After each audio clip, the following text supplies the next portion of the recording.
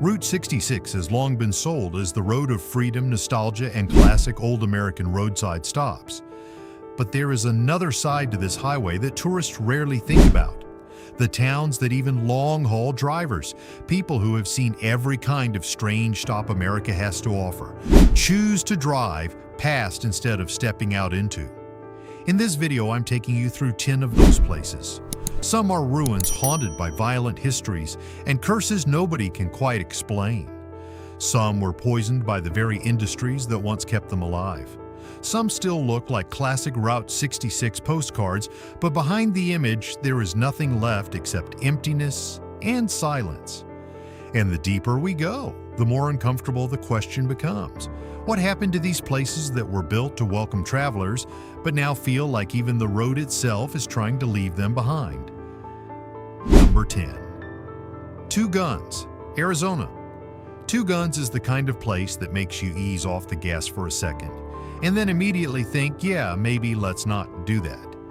Out in northern Arizona, right off old Route 66 near Canyon Diablo, this place is basically a ghost town now. No real community left, no real life left, just ruins sitting in the desert like they are waiting for somebody to make one more bad decision. And that is what hits you first about Two Guns. It does not feel like a town that simply faded away. It feels like a place that kept going wrong over and over again until even the highway moved on. Back in the Route 66 days, Two Guns was supposed to be an easy stop. Gas, food, a trading post, a bridge over the canyon, little roadside attractions. The usual formula America loves to slap on the middle of nowhere and call opportunity. In theory, this place should have worked. In reality, it turned into the kind of stop where the backstory is way worse than the coffee probably ever was. And the darkest part of that backstory starts with Apache Death Cave. The story tied to this place says that long before Route 66 tourists ever rolled through, a group of Apache were trapped inside a cave near the canyon and smoked out with fire. Now, whether every detail of that story is fact, folklore, or the old roadside tradition of turning tragedy into marketing, the name stuck. And that shadow stuck too, because later, instead of treating that cave like the kind of place decent people leave alone, they turned it into part of the attraction. Tourists were brought there, people paid to see it, which is a pretty incredible way to make sure a place never feels spiritually clean again. Then somehow it got worse. There were land disputes, greed, fires, lawsuits, ownership battles, and in 1926, one of the town's key figures, Earl Cundiff, was shot and killed by Harry Miller during a business conflict. So by that point, Two Guns was no longer just some eerie desert stop with a dark legend attached to it. It was becoming a pattern. Every time somebody tried to make money there, the place seemed to answer back with another disaster. And that is why Two Guns feels different from a lot of abandoned Route 66 spots. It is not just empty. Empty can be peaceful. Two Guns feels wrong. The ruined buildings, the old gas station shells, the silence around the canyon, the sense that this place was built to pull travelers in, but now practically dares you to step out of the car. Even in broad daylight, it has that look of somewhere that has collected too many bad ideas and never let any of them go. So if you are wondering what truckers or road-weary travelers might choose not to stop here, the answer is pretty simple. Two Guns does not feel like a rest stop. It feels like a warning. Not because something might happen, because it feels like too much already did. Number 9. Picher, Oklahoma. Picher is one of those places that does not look abandoned in a normal way. It looks abandoned like the planet gave up on it a little. It sits up in the far northeast corner of Oklahoma. Not directly on a Route 66, but close enough to that corridor to feel like one of the darkest detours off the old road. And what makes Picher so unsettling is that it does not need ghosts, curses, or any old desert legend to creep you out. This place has something even worse. Paperwork, environmental reports, the kind of horror where the monster is industrial waste, and everybody signed off on it for years. Back in its prime, Picher was booming. This was a major lead in zinc mining town, and for a while it looked like the classic American success story. Jobs were there, families were there, money was moving, and the town grew fast. On the surface, it probably felt like proof that digging holes in the earth and calling it prosperity was a fantastic long-term plan, which as it turns out was maybe not the masterstroke people thought it was. Because what the mines left behind was not just ugly. It was toxic. Huge chat piles towered over the town like man-made dunes, except instead of sand, they were mining waste loaded with heavy metals. The ground was contaminated. The dust was contaminated. The air could carry particles from the waste piles, and underneath the town, old mine tunnels had hollowed out parts of the earth so badly that by the 2000s, most of Picher was considered undermined, which is a very polite way of saying your town was basically sitting on top of a collapsing trapdoor. And the worst part is, this was not just an eyesore. It got into people. In the 1990s, testing found that more than a third of the children checked in Picher had blood lead levels above the old CDC action standard. So this was not some quirky ghost town with a rough backstory. This was a place where the dust itself could follow you home. That is when a town stops feeling eerie and starts feeling like a lawsuit with street signs. Then came 2008 when an EF4 tornado tore through Picher and wrecked what was already left of a town hanging by a thread. At that point, it almost felt cruelly on brand. Picher had already been poisoned, undermined, bought out, and slowly emptied. The tornado just came in like the final manager shutting off the lights. That is why Picher belongs on this list. Because this place does not feel haunted by spirits. It feels haunted by consequences. There is no charming Route 66 nostalgia here. No faded neon romance. No cute little hidden gem energy. Picher feels like what happens when industry takes everything it wants, leaves the bill on the table, and disappears. You do not pull into a place like this and think, maybe I will walk around for a bit. You look at it, get a weird feeling in your stomach, and decide the gas pedal is your real friend. Number 8. Oatman, Arizona. Oatman is one of those places that seems cute right up until it starts feeling just a little off. At first, it almost feels like Route 66 putting on a costume. You have the old wooden storefronts, the Wild West look, the desert mountains all around, and burros wandering straight through the middle of town like they pay taxes there. And honestly, for a minute, it works. It is funny. It is weird. It is the kind of stop where people take photos, laugh, and think they just found one of those quirky little roadside towns America somehow keeps producing like a factory with no adult supervision. But Oatman gets stranger the longer you stay. This place started as a gold mining town, and you can still feel that underneath the tourist version of it. It is not polished. It is not smooth. It feels like an old mining camp that figured out how to survive by turning itself into a performance. And that would already be enough to make it memorable, except Oatman also has the Oatman Hotel sitting there like a giant reminder that the town's relationship with the past is not exactly over.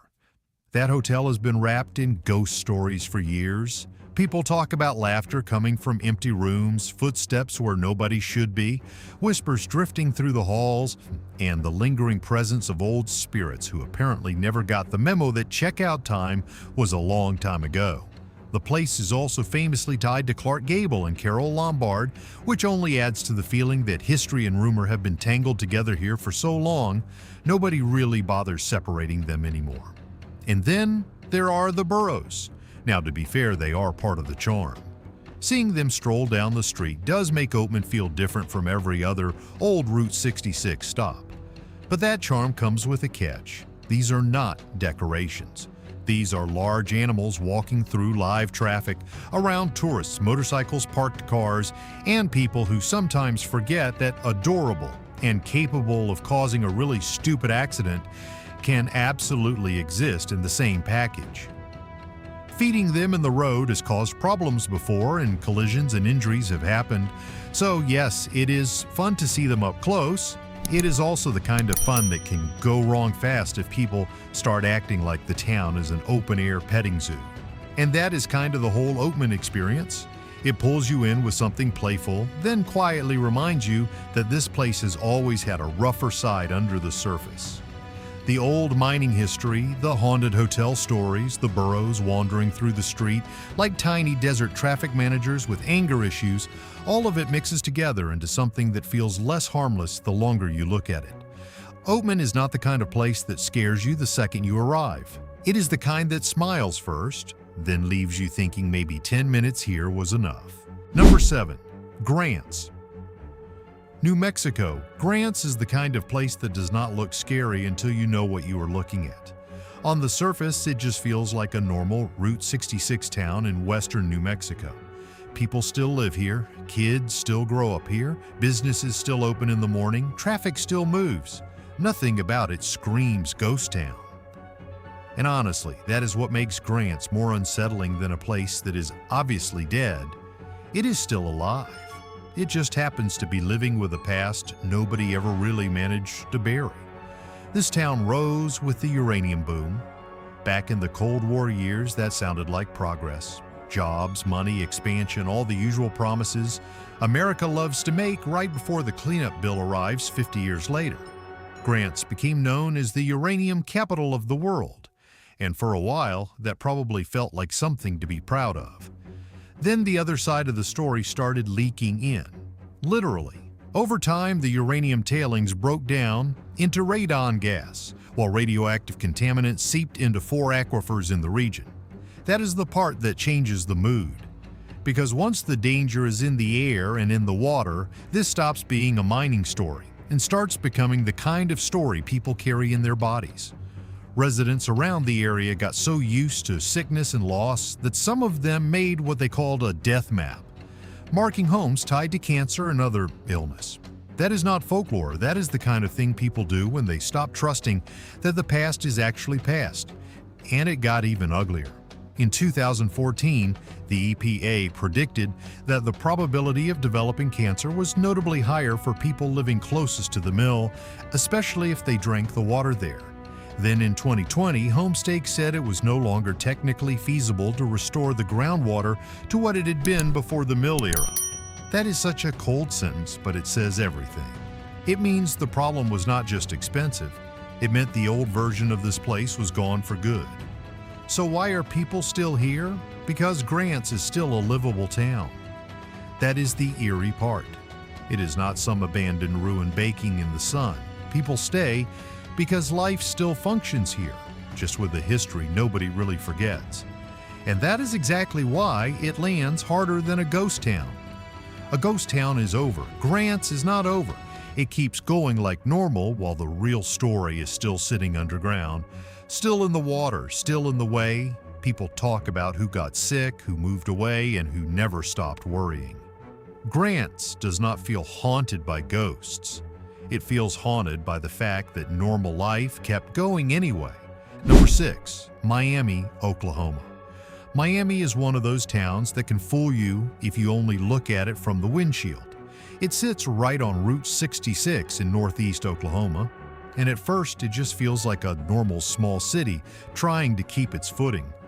There is a real downtown, real traffic, old buildings, local businesses, the usual signs that life is still moving. Nothing about it screams disaster. Nothing about it tells you to lock the doors and keep driving. And honestly, that is exactly why Miami works so well here. The problem with this town is not what you see first. It is what you do not see unless somebody tells you where to look. Miami grew as the gateway to the lead in zinc mining fields around this part of Oklahoma. Back then, that sounded like a pretty good deal. Jobs, growth, money coming in. People building lives around the idea that the ground underneath them was basically a paycheck, which is a very American business model right up until the ground starts sending invoices. Because the story around Miami is tied to the larger Tar Creek mess, and that is where things get ugly in a way that does not show itself politely. Mining waste got into soil, surface water, sediment, and groundwater across the area. Acid mine drainage became part of the picture. Lead showed up in residential yards. By the time agencies started dealing with the full scale of it, this was no longer just an old mining story. It was a living town sitting next to the long aftertaste of extraction. And that kind of damage does not just stay in reports. It changes everyday life. It changes how people think about the yard outside their house, the water running through the region, the value of property, the feeling of trust you are supposed to have in a place where you raise a family.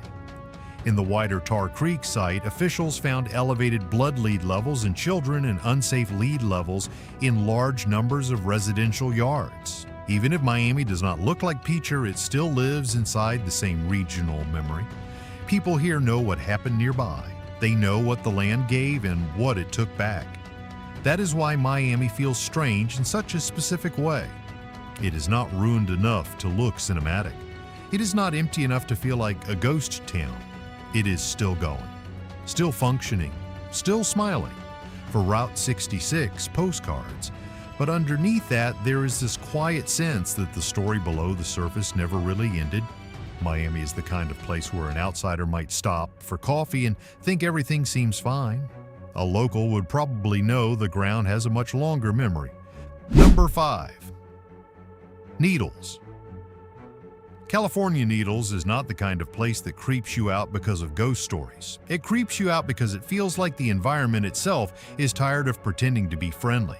Sitting right on the edge of California by the Colorado River, with Arizona basically breathing down its neck, Needles looks like one of those small desert towns that exists because roads and rail lines needed it to.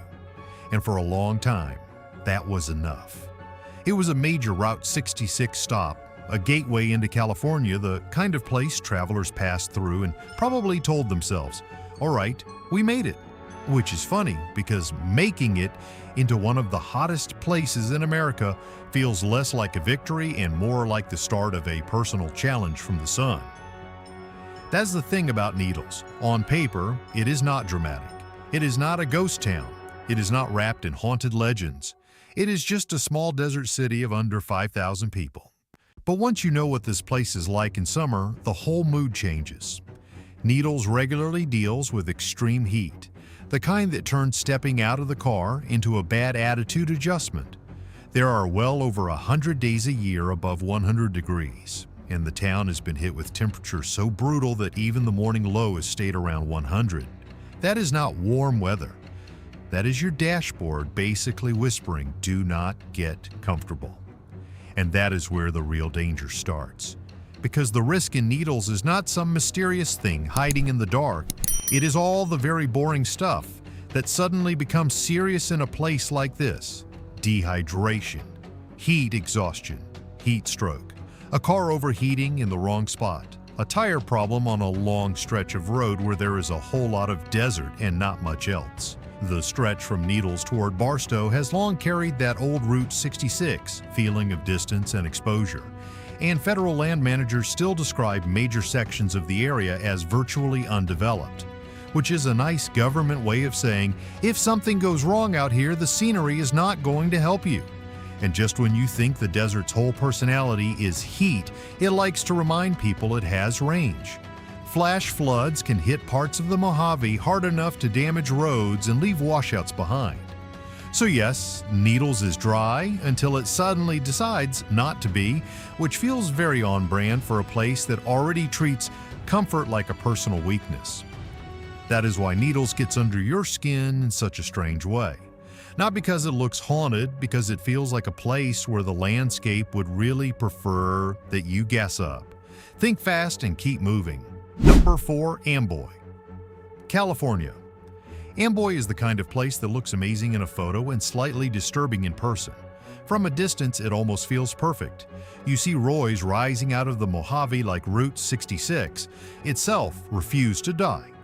The neon sign is still there, the gas station is still there, the whole thing still has that classic roadside magic that makes people think of old American road trips, cheap coffee, open highways, and the idea that somewhere out there, freedom was probably sold with a side of pie. Then you actually pull in, and that is when Amboy starts feeling less like a town and more like a memory that forgot to leave. Roy's is still doing just enough to keep the illusion alive. There is fuel, a gift shop, a reason to stop, a reason to take the photo, a reason to tell yourself this place still has a pulse. But that is also the trick, because once you look past the sign, You realize the promise ends almost exactly where the sign does. Fine. The motel, the cafe, the old roadside dream of the place, all of it now feels thinner than it should. Not gone enough to be a ghost town in the dramatic movie sense, just hollowed out enough to make you notice how much used to be here. And that emptiness hits harder because Amboy was not always a shell. This was once a real Route 66 stop, the kind of desert town that lived off passing travelers. Roy's was not just a cool sign in the middle of nowhere. It was the middle of something. Gas, food, rooms, mechanics, movement, people. Back when Route 66 was the road, Amboy made sense. Then Interstate 40 showed up in the 1970s, traffic got rerouted, and the whole town basically got pushed off the main current like a place America no longer needed to remember. Which is very efficient if your national hobby is building places and then acting surprised when they die. That is what gives Amboy its strange power. Not danger in the obvious sense, not haunted hotel weirdness. Just the feeling that one symbol survived better than the town behind it. The icon is still standing. The life that once made it feel normal is mostly gone. And the Mojave does the rest. Because out there, the space around Amboy is so wide, so bare and so quiet that it starts making Roy's feel almost theatrical. Like a movie set dropped into a desert that never agreed to be part of the production. You stand there looking at this beautiful old Route 66 image, and the longer you stay, the more it feels like the scenery is swallowing everything except the sign. Amboy does not feel empty because nothing is there. It feels empty because just enough is still there to remind you how much is gone. Number 3, Glenrio, Texas/New Mexico. Glenrio feels less like a town and more like something the highway forgot to pick up. It sits right on the Texas-New Mexico line, out there on Old Route 66, and that alone already gives it a strange mood. A town on a state border always sounds a little temporary, like it was built by people who were never fully planning to stay emotionally available. But Glenrio took that idea and turned it into a full business model. At one point, it was actually smart about it. Gas could be sold on one side, bars and motels could work the other side, and the whole place lived off the stream of people moving through.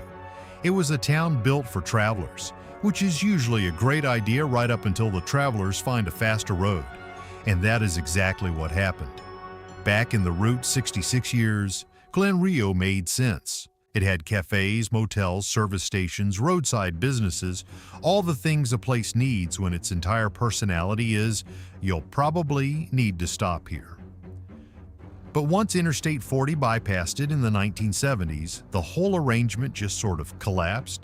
Not with a bang, not with some dramatic disaster, just the slow, very American kind of death where the traffic moves a few miles away and suddenly your town gets downgraded from necessity to scenery. That is what makes Glenrio hit so hard, because the place is still there. The old roadbed is still there. The abandoned motel buildings are still there. The diner is still there. The state line businesses are still there. You can still see the shells of what used to matter. And that is what makes it feel wrong. Glenrio does not look erased, it looks paused. Like somebody yelled, "Cut," 50 years ago, and nobody ever came back to strike the set. And it is quiet in that very specific way. Only roadside ruins can be quiet. Not peaceful quiet, not small town quiet. More like the kind of silence you get when a place was designed around motion, engines, headlights, people checking in, eating lunch, filling tanks, and then all of that just stopped. That silence is what gets under your skin. The buildings are still doing their best impression of a town, but the life that made them make sense left a long time ago. That is why Glenrio has such a strange kind of sadness to it. It is not trying to scare you. It is not even trying to impress you. It just sits there on the edge of two states, looking like proof that a place can technically still exist long after its reason for existing is gone.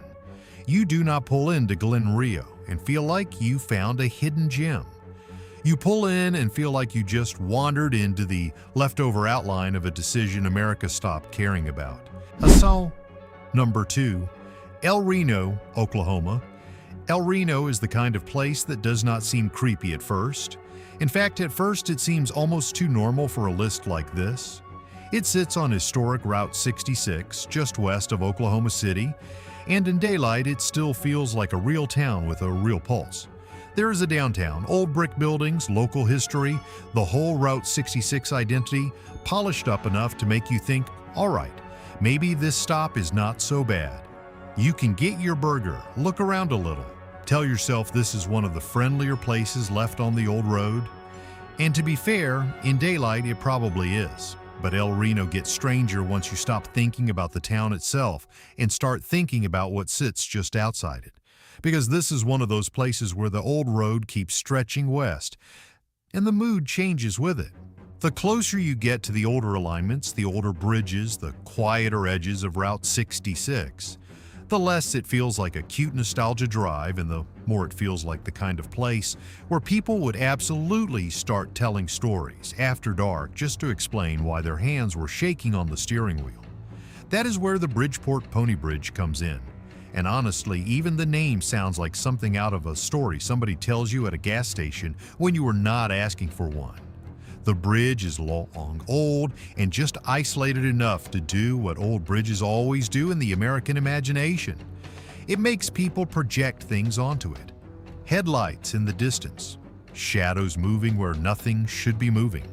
That feeling that if you stop out there too long, the road might start keeping track of you. Whether you believe every roadside tale or not almost does not matter. Places like this do half the work on their own. That is the real thing El Reno has going for it. Not a haunted hotel kind of weird, more like late-night highway folklore, the kind built out of dark pavement, old steel, and too much open space, the kind drivers pass around in pieces. Somebody saw a figure near the road. Somebody heard a story about a rider who should not be there. Somebody swears that stretch feels wrong after midnight, and once a road gets enough stories attached to it, your brain starts helping the legend whether you want it to or not. Very considerate of the human nervous system. So El Reno does not really hit you like a ghost town. It hits you like a place where normal life ends a little earlier than you expect, and the old road takes over from there. And once the old road takes over, it starts feeling like the kind of place where pulling over is exactly how you become part of somebody else's story. Number 1. Springfield, Missouri. Springfield is probably the most dangerous kind of place on this list because at first it does not feel dangerous at all. It feels normal. Not ghost town normal, not dusty desert normal, real city normal. Traffic, lights, restaurants, old theaters, people out living their lives, the whole thing. This is not some forgotten stop rotting under the sun. This is Springfield, Missouri, the place proudly known as the birthplace of Route 66, which is a great title, by the way. It sounds warm and historic and vaguely wholesome, like somebody should be selling pie nearby. And in daylight, that version of the city absolutely works. That is the trap, because Springfield does not unsettle you by looking broken. It unsettles you by looking alive while quietly keeping all the old stories in circulation. This city helped name Route 66 back in 1926, so the road's history is baked into the place.